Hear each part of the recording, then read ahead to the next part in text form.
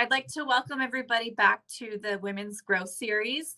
I'm Elena Boland, Senior VP at Wholesale Mortgage Services here in Nevada, and I'm here today with Claire Mahoney. She's the VP of Mortgage First Corporation.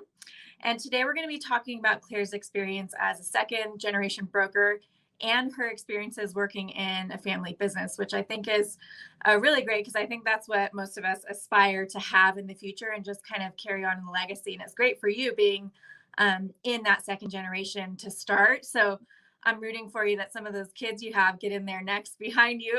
I know you've got a big bunch of kids That's there. the plan. I love following all your trips and everything. So it's been fun to watch. And again, I hope that works out long term, right? Next generation. Yes. So just to kick it off, I wanted to get some input and some insight on how this started. So when did your dad start integrating you into the brokerage? I got into the business in 2013. I originally, so my dad's been in lending for like 40 years. He's been with Mortgage First since 1996, and we opened in 89. But I was never pressured as a kid to you know, take the torch and take over or whatever. It was totally my choice, which I think is a key as you're thinking about how that applies to maybe your kids. So I first brought it up though in 2008, and I asked my dad, like, "What do you think about me getting into the business with you?" And he was like, "Oh, it's not really a great time. So maybe let's put a pin in that for now and see how this all shakes out." So then I brought it up again in 2013, and that was a better time where things were kind of turning and the market locally was improving. And he had previously owned the business with another partner, and she was ready to retire. And so he's like, "Okay, well, we've got an empty desk. Now seems like a better time to make that happen." So, yeah, I didn't slide right into like a manager type role, but there was at least just a little bit of a more of an opportunity to try it out. But it was under the guise of like, if this doesn't work out, no harm, no foul, and it wasn't high pressure.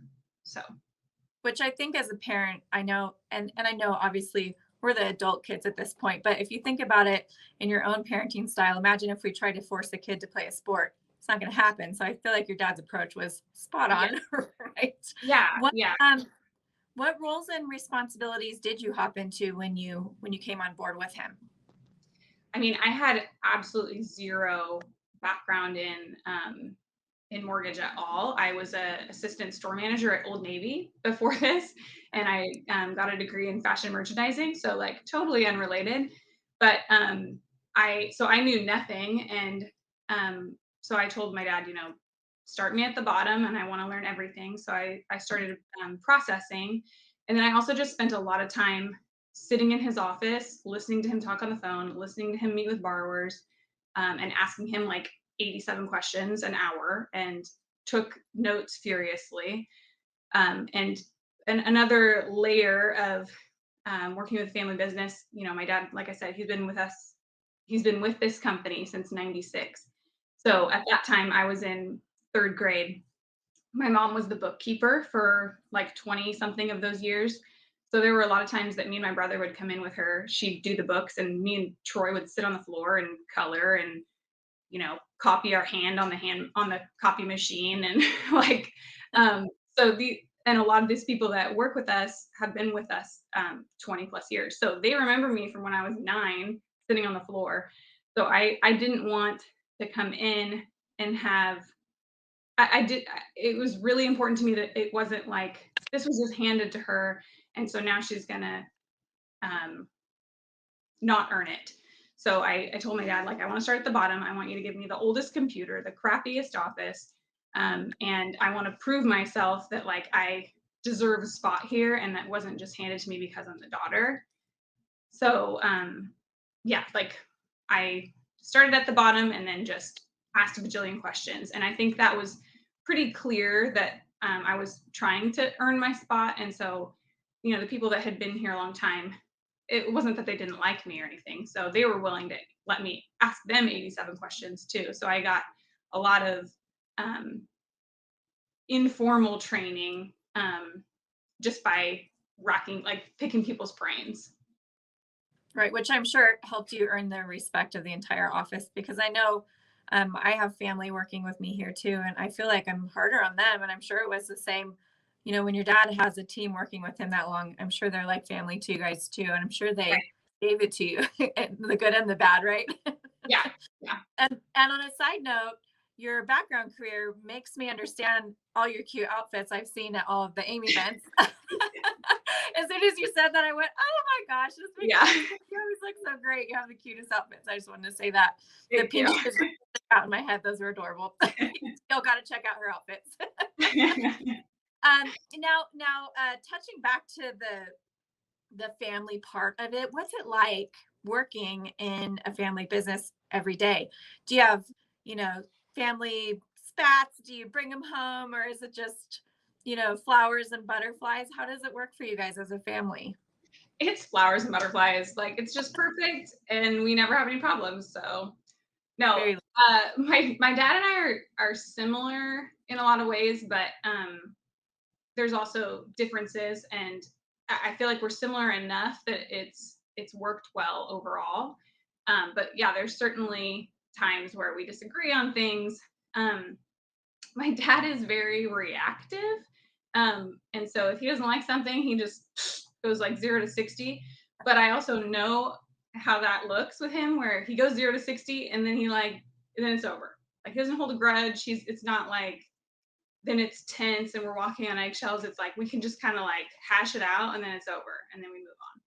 So knowing that about him and understanding that, it's worked fine. And there's been times where everyone else has seen us like butt heads, and they're like, "Oh gosh, like what is that?" And I'm like, "It's fine, like everything's fine." And then an hour later, he's joking about whatever, and he does not hold a grudge ever. So that's um, great.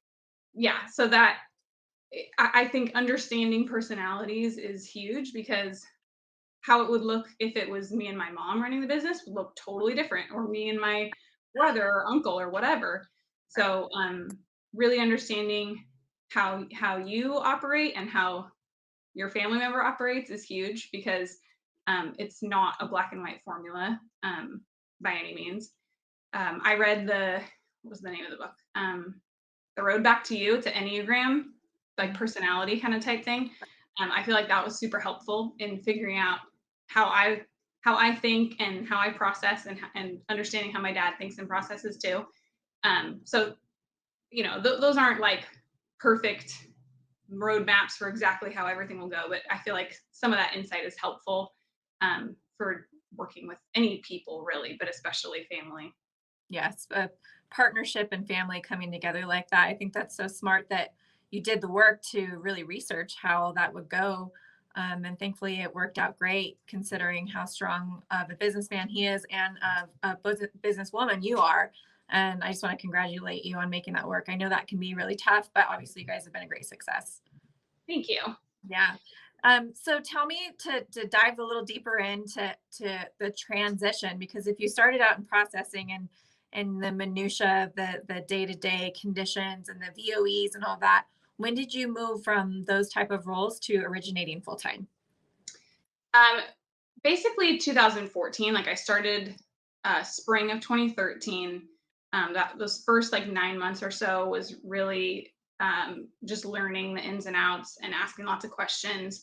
I really didn't start originating my own stuff till 2014, and then at that same time, I didn't have a huge pipeline. So I would still kind of assist my dad on his files just to get more practice in files.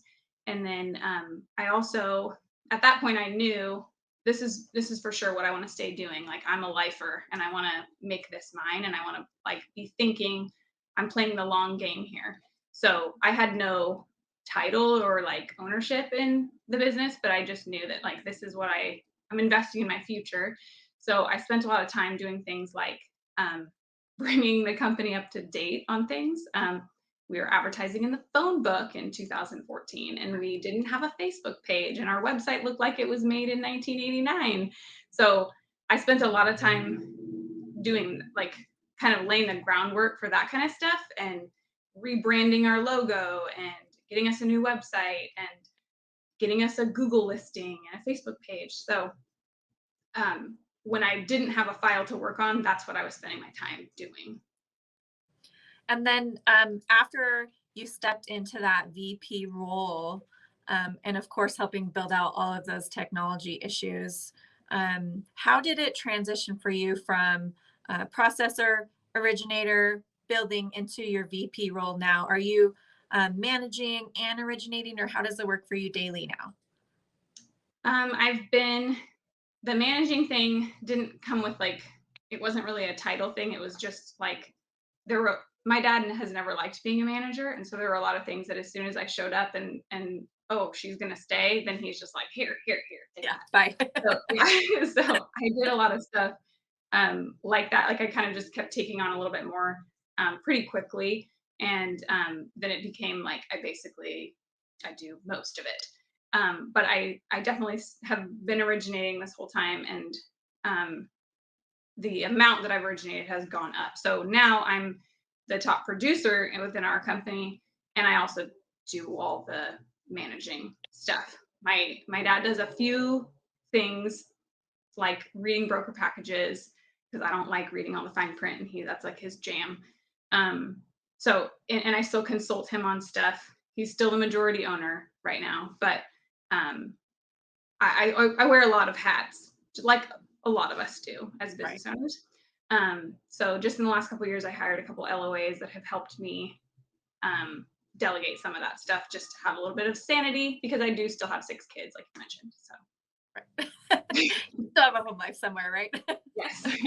I think that's so cool, how you both identified each other's strengths and kept those roles, outside of black and white lines, and just kind of built on those strengths by giving him what he's good at, and keeping, to those compliance issues, and then you taking over the tech, like you said, and the origination, because obviously you're a strong originator. I think that's really great, because I know sometimes family or not in any business, ego can get in the way, and you guys have just put that to the side, and let's grow this thing, and let's succeed. So that's really great to see, and to hear how it works. I think it's really important for a lot of people to hear out there, that you can't do everything, and people helping, be it family, be it LOAs, et cetera, is key to being able to grow and succeed in this business.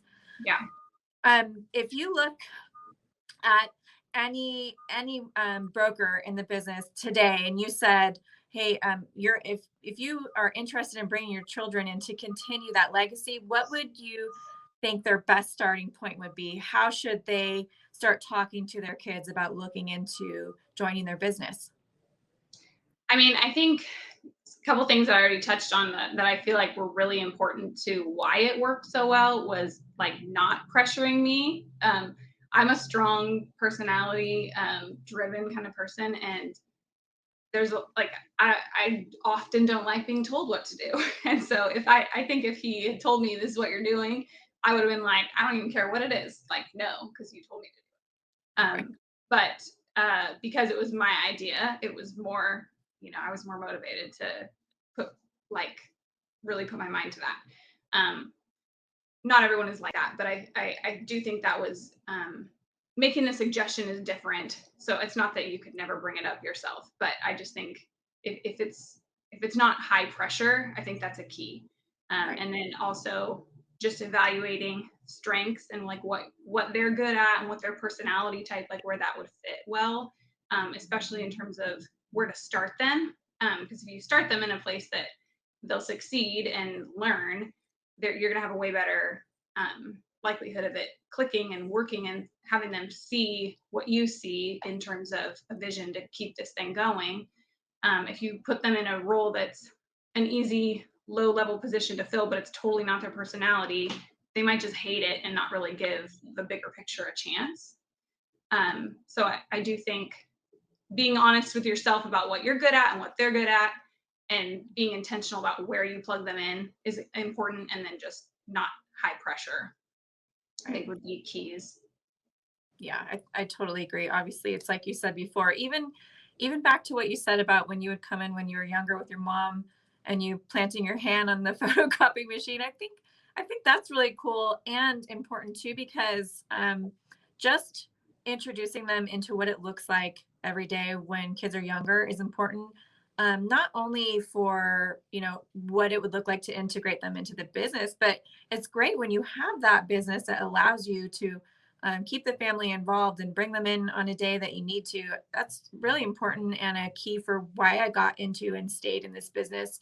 I know a lot of people mistake that for, oh, I can, go pick my kids up every day from school, so I'm going to be a loan officer Yeah. because I'm going to have this free time.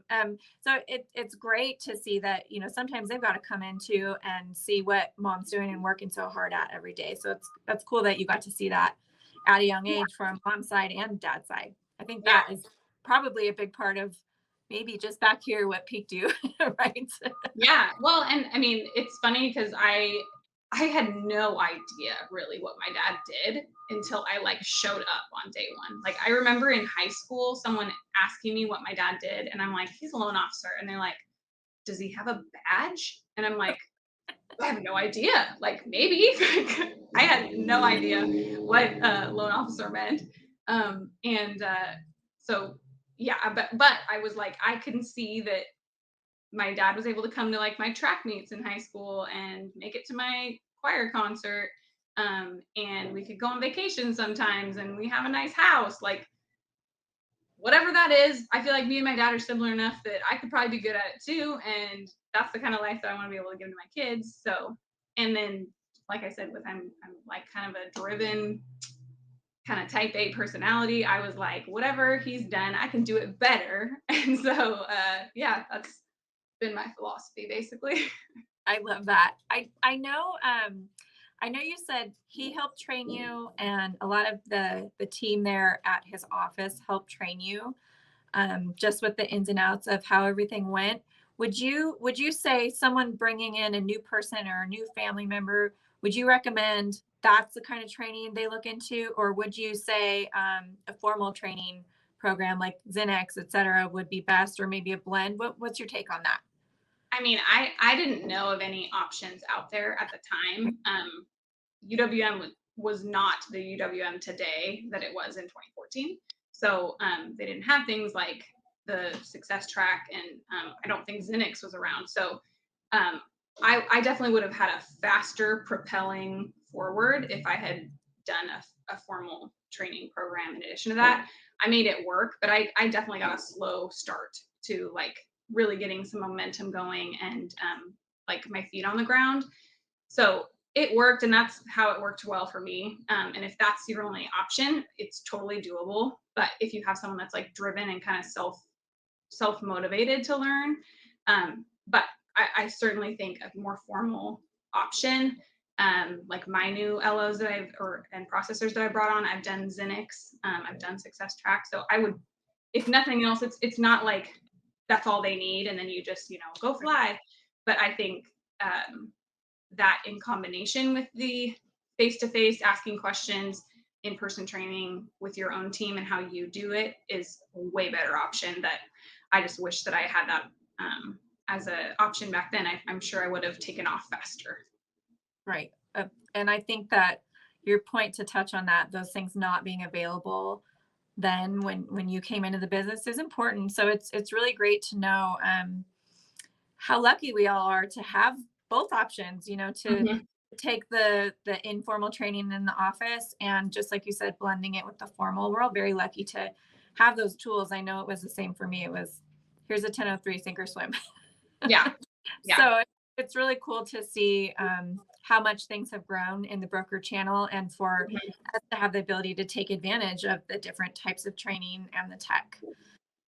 And Yeah. then I wanted to ask you one final question, and I just wanted to combine that with thanking you for sharing with us what it's like to be a second generation broker. And with that, is there anything else you'd like to share with everybody about your experience in a family business? I mean, I think just having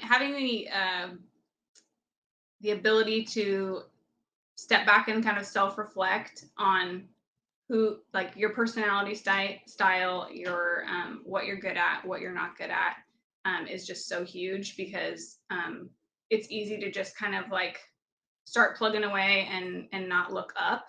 And as a business owner, it's important to schedule in times to like step back and look at the big picture. So I just think being flexible and humble in a way that, I can admit I'm really not that great at these things. And so those are things that are still great for my dad to help me with, or, um, this isn't working as well. So let's restructure how we do this, or try this a different way. Um, I think that's important for success, whether it's a family business or not, really. But I think, it's important to, um, this is your family. And so no business is worth blowing up your relationship with your family. And there's been times that I really don't agree with something my dad wants to do or doesn't want to do. And I'm like, okay, this isn't worth the relationship. And so I'm just going to not die on this hill today. And we're going to figure out a different way to move forward. Um, so I don't know if that's super clear nugget there, but I just think having the ability to step back and not die on every hill is worth it in the long run for your own sanity and for your family, because family is more important. Oh, Claire, that's gold. That's exactly what I wanted to hear. That's great. That's great. Just like you said, for anyone involved in a business, you have to have the ability to pivot, the ability to quickly change if it's not working, and make sure you're communicating, and humility. That's the thing. Egos can get into any business anytime and really ruin it. And especially when you have your family on the line, you have to Yeah. know when to just work together on those things. So that's great advice. I love hearing that. And I think everybody takes it in high regard coming from you with such great experience from you. And we really take all of this into our minds and our hearts, and take what you say as the best nugget, just like you said, because you have the real experience there. So I just want to thank you again for that. It's great info. um, and thank you for being here with me today and just sharing all this information. I know it's a lot to take out of your busy day. All of us are kind of going crazy still, which I can't believe is still happening. And I know your time's valuable, so just thanks again for that. Yeah. Thank you for having me. Yeah. So thank you everybody else for joining us today on another episode of the Women's Growth Series. Make sure you turn in next week. We'll have another episode for you to check out and get some more tips to help grow your business. Thank you, everyone. Thank you.